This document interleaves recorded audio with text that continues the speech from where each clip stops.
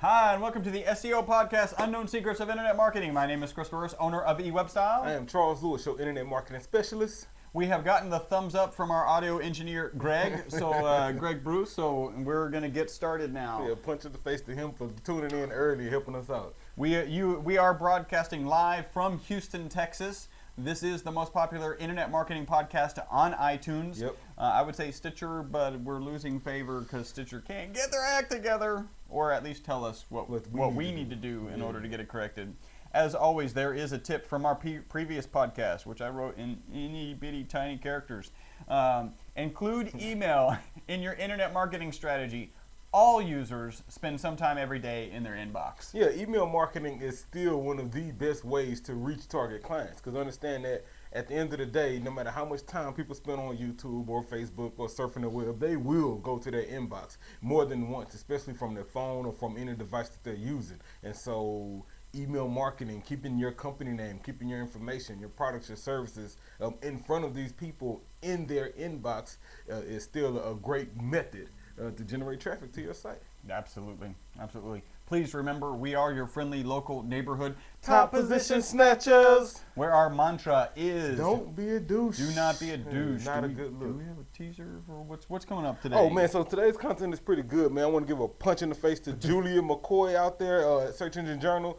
10 ways to beat Panda and Penguin in your new content strategy. So to give the penguin smackdown, not receive the penguin. Yeah, so we're gonna talk content. We're gonna talk what you can do to help beat those things going into this new year. All right, if you're in a position to, can you please tweet or interact with us somehow? And tweeting is the preferred way. Yeah. Real time.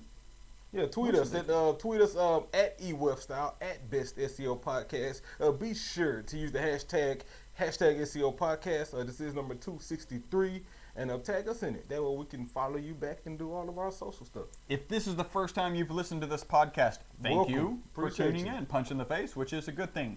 If you've listened to this podcast before, we ask that you do a favor. And there's 3 favors you could do us. One, you could write us a positive review on our G Plus local page. We've made it easy to get to our G Plus local page. All you have to do is go to e-webstyle.com/Google Plus or / Google Plus or / G Plus or / G Plus. On that third one, leave the out. Okay, just want to make that clear. And when they get there, there's 3 things that they can do. People don't know if that has 2 H's or 3 H's. U-U-U-H or U-H-H-H. There's 3 things that we ask you to do when you get there. First off is leave us a 5-star review. And after you leave that review, the other 2 things you can do is give us a +1. Extremely important, and then put us in a circle, so that way when you publish content, it'll come to us, and when we publish content, it will go to you. You get to see that real time. Next, has 3 steps. Go onto iTunes, create an account, write a review. Please make that review 5 stars, and we'll probably read it on air. Yeah, and then we will read it. Yeah, It's going to get read. Yeah. And then we've got Stitcher. So if you go to Stitcher.com, actually the best way to get to the Stitcher page is to go to e-webstyle.com and find our Stitcher link, which is all over the place. Click it. Right there in the sidebar. We're about to take that shit down. Yeah, because we're not on Stitcher. Yeah, it's like, that's crazy. Also make that 5 stars if you could. We've been getting some blows because the feed is not updating on Stitcher. So the last podcast on Stitcher is 251, and people are like giving us 1 star because anyway. Yeah, because the feed broke. Yeah. Sorry. And then finally, Facebook, e-webstyle.com/ facebook.com/ Facebook. We probably should do that. I know. Facebook.com/ eWebstyle. And that's still wrong. Facebook.com? Yeah, that's right. Facebook.com eWebstyle? Yeah, okay, that is right. See, when you start off the wrong path, then the right path looks wrong, right? Yeah, at some point. So go there. You'll find, actually, the reason we have a review today is there's a reviews app, and then there's the reviews built into Facebook. If you click the stars, you can write a review, and then there's a reviews app, and I found a review in it, and actually 2, so I'm going to save 1 for next time because I just don't feel like putting it at 2. Don't feel like getting tatted up. Yeah. In the new year. And then you can haunt us, stalk us, harass us. Facebook.com/ eWebstyle. Twitter. That's what threw it off. Yeah, I said it. Twitter.com/, eWebStyle, YouTube.com/, eWebStyle, Instagram.com/, eWebStyle. all of those will take you to places where you can haunt us and stalk us. And follow us and like us and double tap us and all of that. We like that. All right, if you are a PHP guru, WordPress extraordinaire, expert kind of guy, we're going to be looking for you. Submit an audio resume, 713-510-7846. If you want a free website analysis, go to our website, e-webstyle.com. You will find a free website analysis form. And next, we have our favorite segment, the Algorithm Cataclysm.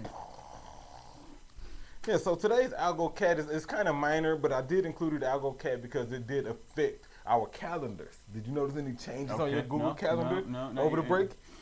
You probably did, and I was like, I did. I think the shit broke. Well, so what Google rolled out changes, and so they began bringing in public information from all of your other contacts. More importantly, birthdays.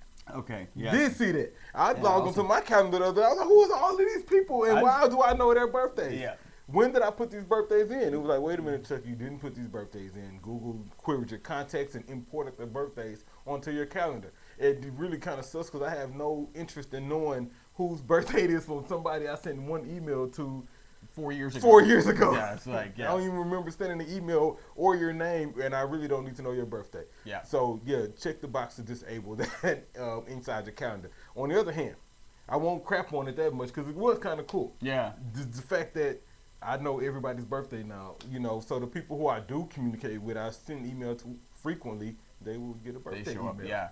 So how do you turn it off for, like, you need to set some criteria. If I've emailed them more than 4 times, I might be interested in knowing their birthday. Come on, if I have them in a circle. That's what I was thinking, right? Yeah, you should I got have them that. in a circle, then show their birthday.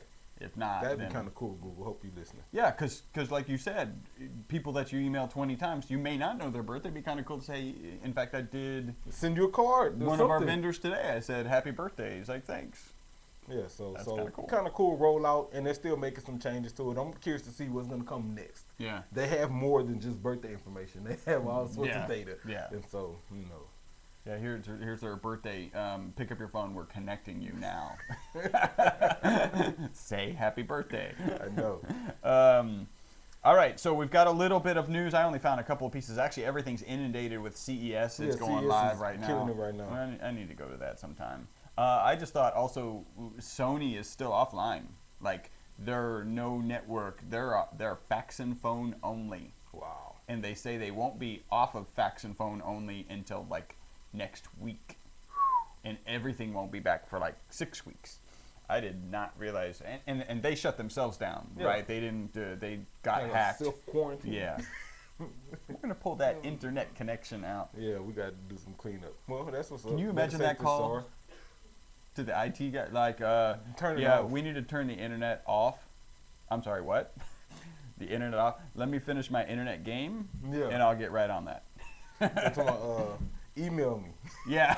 I'm going to need a couple of confirmations before I disconnect the internet. That's that. Now we got a little bit of, we got one review that I found, like I said, in the reviews tab. This is pretty good. This is from Josh London. It says, 5 stars. Yep. I'm in a very competitive market. Minneapolis criminal defense attorneys. Yes, you are. Yeah. Competitive no matter what city you're in. Yeah. I just listened to my first eWebStyle podcast. This is a while ago. And I'm already applying what I learned to optimize our search results. This is not my first SEO podcast, just the first that helped. Well, I wonder which one it was. Yeah. I appreciate it. Punch in the face to you. Thank you for tuning in, man. Yeah, it doesn't have the criminal date defense on it. attorney Yeah. in Minneapolis. It's probably easier than criminal defense attorney LA or Houston. Yeah. I would think. Just going to throw that out there. Yeah. And also, I've got one punch in the face. This is a long-time listener or a listener from a long time ago. His kind of role has, well, because maybe he's not still listening. I don't know. Yeah. He's we'll call him a lazy listener. A lazy long-time listener. He's got a new role, so SEO isn't as big a part of it, so I don't think he tunes in as much. He has given us reviews, referrals over the years, so Scott Bonner, you rock. Yeah. I got a punch in the face, too. This punch in the face goes to Jenny Duran. She's hit us up on Twitter at how CYON Days PR. Halcyon Days. Halcyon Days. Yeah. PR. She says at eWebstyle, I'm a new listener to the podcast and loving it. One burning question though, what's the song at the end? I love it. Wow. Everybody asked for that song. They need to give us like royalties or something. 'Cause I guarantee you. Well, we've first off, impacted- they need to sell it again. They need to like put it on iTunes or something. I've told my guy so my friend is in the band. The song is called Goldmine, and actually I selected the song before I realized it was Goldmine, which has great things. The podcast is a gold mine of information, and the guy who I think is the original author of the song. Is a real stickler about utilization of music. And so my friend has said, yeah, don't tell my guy that you're using it. And I'm like, we actually could potentially be getting sales for you. Like, it wouldn't be huge dollars, but a lot of people like it.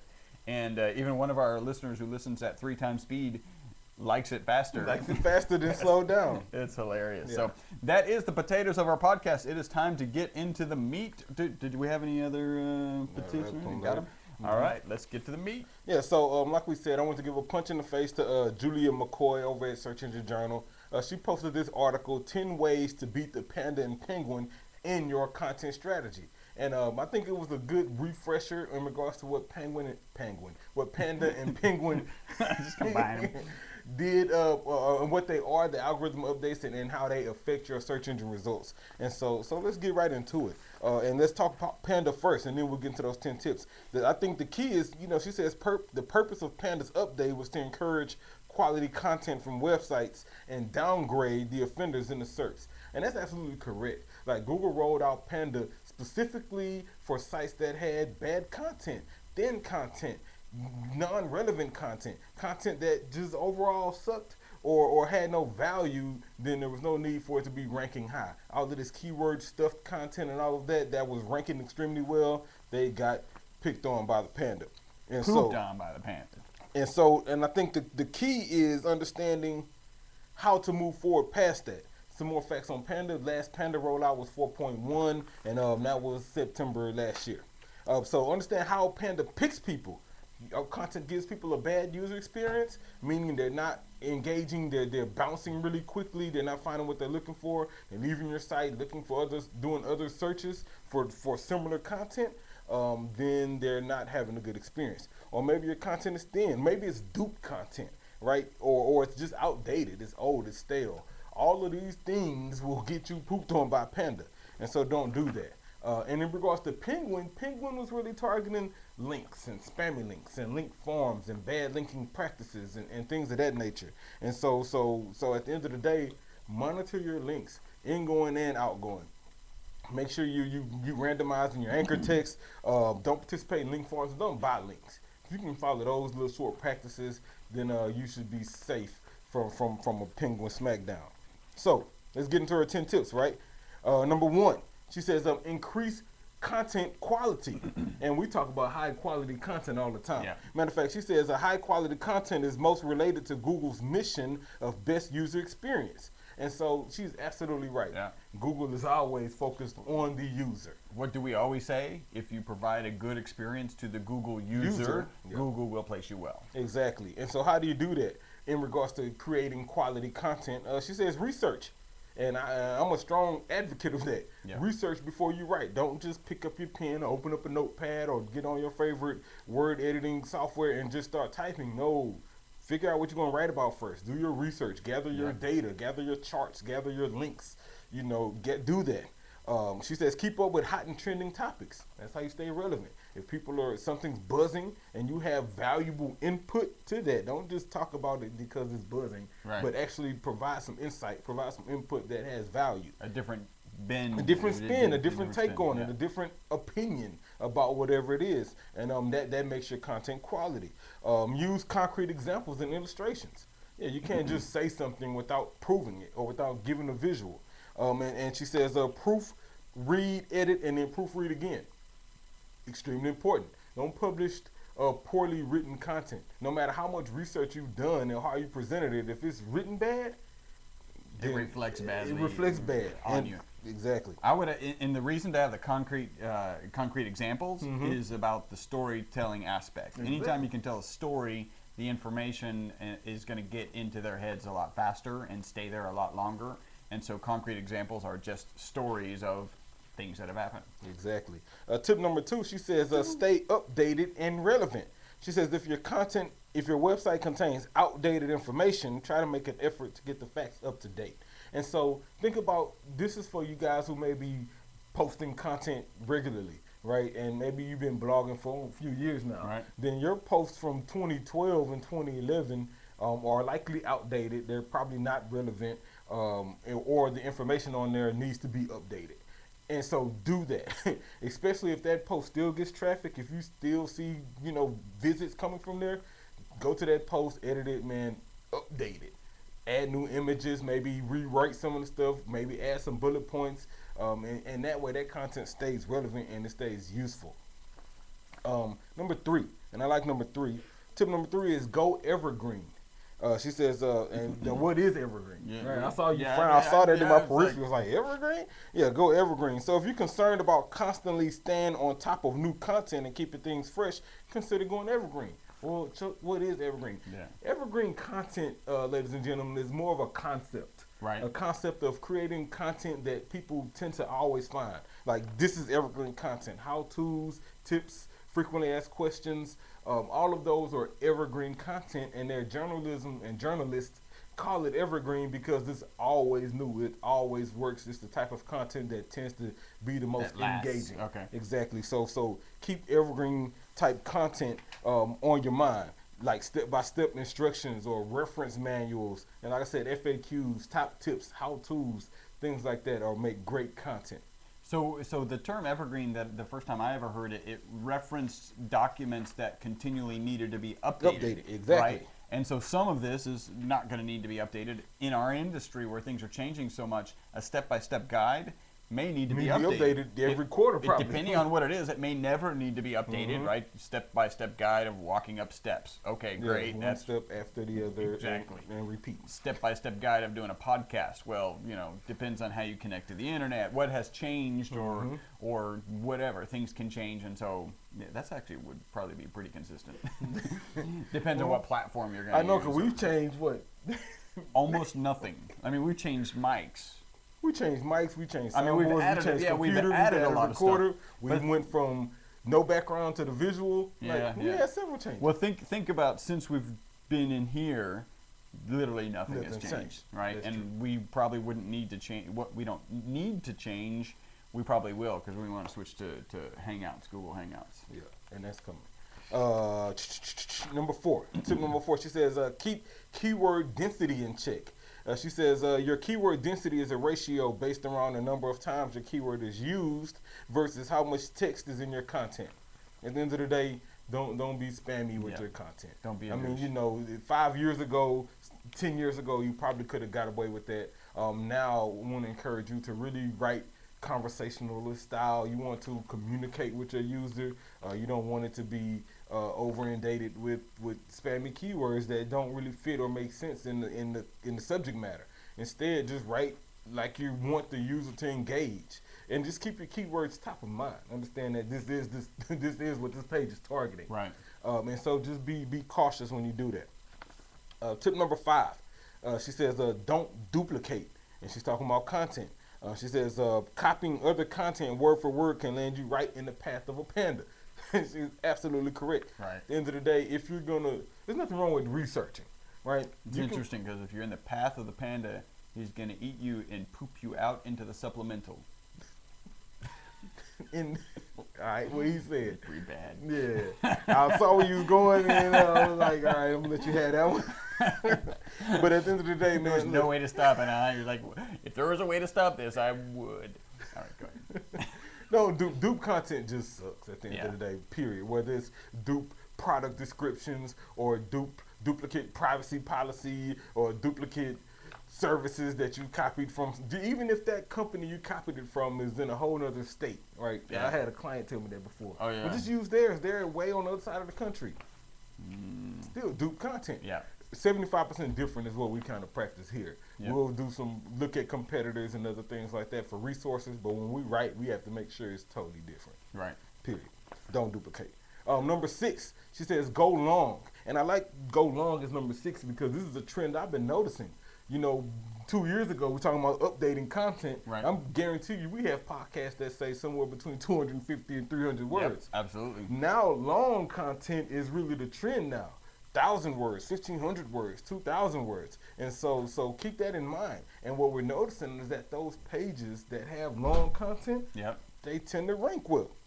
And so go long. She says long form content performs best these days and has a direct correlation with performance in the search engine results page. And so my key for long form content is it's okay to use it, but style it correctly, right? Yeah. Make sure your paragraphs are short Easy to and read. use list items, break it up with images, that sort of deal. So that way it doesn't just look like a novel, but instead it looks like a short story, Yeah. right? Number 7. Stay on topic. This is a pretty good one. When your website was created to serve a certain purpose, straying away from the original topic can actually harm your content and your SEO. And I totally agree. At the end of the day, ladies and gentlemen, stick to the script. Yeah. Like if you're writing about shoes and your whole site is about shoes, then your content should be shoe related. Shoes. Your content shouldn't be about cars. Right. Even if you just like cars and it's your site and you feel like you can post whatever you want, you can. Yeah. And if you want to write about cars, you can. You shouldn't, Yeah. because it's not consistent with what your site is about. So remain consistent with the content you post. And I'll take it a step further. She's just talking about content on the site. I'll say content that you publish, period. Whether it's social posts, whether it's a newsletter that's going out, whether it's whatever's included in your email marketing, or whatever you're doing print related. Like, keep it consistent with what you offer. Number 8, she says formatting matters, and she's absolutely right. She says a poorly formatted post can make your content take a hit from Panda. And so by formatting, she means break it up, similar to what I was just discussing. But add subheadings and H1s, H2s, H3s to break up your content so people will know what's in that section they're about to read. Use quotes, right? If you're quoting people and you're linking and doing that thing, quote them and use the proper citations to give them credit. And I added this one, when formatting content, when possible, use structured markup and mark up your data the right way. And so that way you can reap the most benefits from having that content on there. Number 9, link-worthy content. She says, think of the kind of content that you personally would want to link to. I think that's a good rule of thumb. If you're posting content and you finish writing this blog post or this article or whatever it is, this case study, and then you read it, ask yourself, would you link to this? Yeah. Would you share it? Would you tweet it? If you wouldn't, then nobody else probably would Yeah. either. If you had to drink a cup of coffee to get through your own article, yeah, then it's not a good sign. Yeah. Exactly. So consider what you would do with your own content, and if you would share it, then let somebody else read it and see if they had the same sentiments. And I will tell you this, in regard to getting link-worthy content, this is what I'm adding.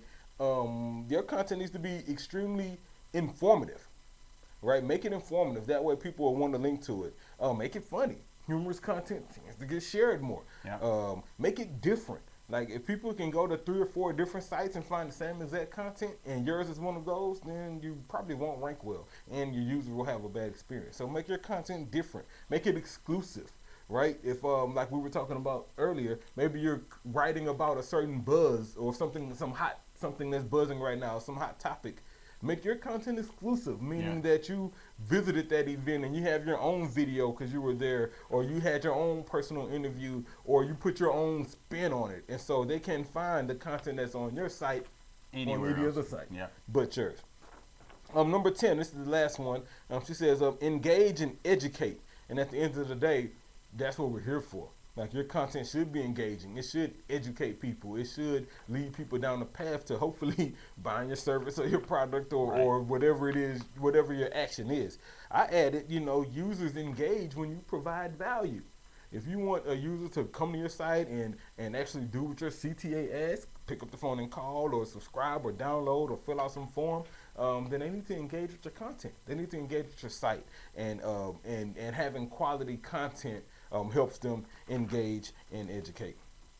So that was up, man. Punch in the face to Julia again. 10 ways to beat the panda and penguin content strategy. We'll share the links and we'll post it everywhere. Excellent. Hey, we do have a question. We should have taken this care earlier, of earlier. This is from Greg Bruce. He says, are there pros and cons to using the words African American or Hispanic in meta descriptions, keywords, etc., if your product or service is geared towards those racial ethnicities?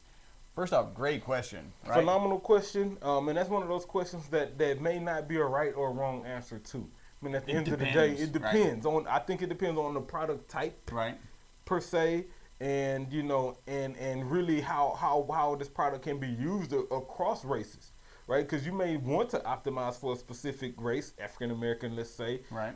But if other races can use the product, then do you want to exclude them? Do you want to exclude them? Yeah. Exactly, and I don't know if that's the right thing to do. Secondly, I can't recall seeing many sites optimized for a specific race. Usually what happens if you want to target Hispanics, then you go a different route and maybe have a Spanish version of the site, and because they tend to search in Spanish, and that way you can be found and you find them that way. If you want to target maybe urban American and things like that, then you change the type of content you're putting out that speaks that language, that has that look, that feel, and then you go with that sort of demographic there. I don't believe adding, you know, black, white, African American, Hispanic, or whatever is gonna help. And so let me ask you this: being an African American, have you ever used? Nope. So that's nope. that's. I've never searched for black lotion, right, or whatever it is. I've never done that. So that's certainly one input. The other is it would be very easy to get into Google AdWords and just search for products similar to whatever it is that you're selling and see say, how other people is there any large enough search volume to go down that path? Exactly. Right. So my guess is probably not. Only if you have products that are specific to that race. For example, and they're marketed as such. And not well known. And not well known. So there's probably some particular products that African Americans, as an example, would know and don't need to type in. They would actually type in the product. If you're a competitor to those, maybe. Yeah, right? maybe you'd be selling, for a good example would probably be like natural hair products. Right. Right. And so black women, they use a certain type of product that works on natural hair. And so that would only work for them. And so in that case, it may be wise to use it because they'll likely search for, you know, hair products for African Americans. Yep. In that type of situation, I could see it. But if it's not a product specific where it's only for this type of people, I'd probably stay away from that kind of strategy. Yeah. Send us an email. Let us know what it is you're doing, and we'll give you a little bit more input. So very cool. Yeah, all right. That is the punch in the face to you, Greg, both for being our sound engineer today and for that great question. Got some news. What news? All right. The news. What? Yeah, so dig this. So remember 2 months ago, Bing fired Dwayne Forrester. Yeah. He was their head of... We thought they might be throwing in the towel. Yeah. Okay. So they rehired him. No. Well, I'm sorry. What? Yeah. They rehired him, same exact position. Not less than 2 months later. So punch in the face to you, Dwayne. This is not a shot at you at all. I'm happy for you. I'm glad that you got your position back, and it probably came with a higher pay increase and some other benefits. But come on, Bing. Like, you knew you shouldn't have fired him in the first place. Just saying. So if there is anyone over the person who fired him, they should be thinking about firing the person who fired him. Yeah. Like, that's crazy. Did you know more details about, was it, anyway? Yeah, it was just like he got his job back. Wow. Well, and they said it was a lot, I believe a lot of it had to do with the backlash. Like, Bing received a lot of backlash and comments from people in our industry, SEOs, and people who work with webmasters and this and that. He was their chief connection between Bing and webmasters. And they got rid of him. They got rid of him, and so... Now, he did say that he was glad to be back and that he's actually going to be working with their APIs and doing some other things to help grow. Right. And so I'm glad that he's back, and good luck with what you're doing. That's cool, yeah. Punch in the face to him. Got some blanks there, too. All right. Yeah, this blank goes to the FTC. So they just closed the Yelp investigation, dismissed the case. no charges filed, no action taken. Wow. And so they said due to lack of evidence. And so I guess the thousands of companies complaining, the visual evidence of proof of positive reviews being hidden with same colored text links, and the negative reviews being promoted in big bold fonts was not evidence. Or all of the complaints from end users and business owners about how the reviews are being manipulated was not evidence, apparently, or enough evidence for the FTC to do something about it. So all my Yelp users out there, keep using. Yeah, at the end of the day, keep using. All right, well, this has been podcast number 263. You guys have made us the most popular internet marketing and SEO podcast on the iTunes. On the entire planet. Thank you guys so much. We really appreciate you. As always, interact with us if you've got a question, Facebook or email, podcast at e-webstyle.com. Did we go through it? We did go through all that. I think I left off the email though. Yeah. Send us an email. We'll get your question answered on air, or be our sound engineer for a day like Greg. Tune in, watch live, and we'll answer your question live. And we do broadcast live at 12:15ish every Friday from Houston, Texas, 5999 West 34th Street, Suite 106. 77092. Thank you guys for tuning in. Until the next podcast, my name is Chris Burris. Charles Lewis. Bye-bye for now. All right. I forgot some of our ads. Yeah, you missed if you need the service, call us.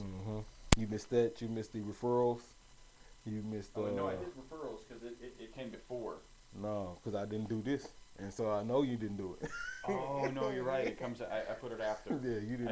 I did the webinar. Okay. Boo.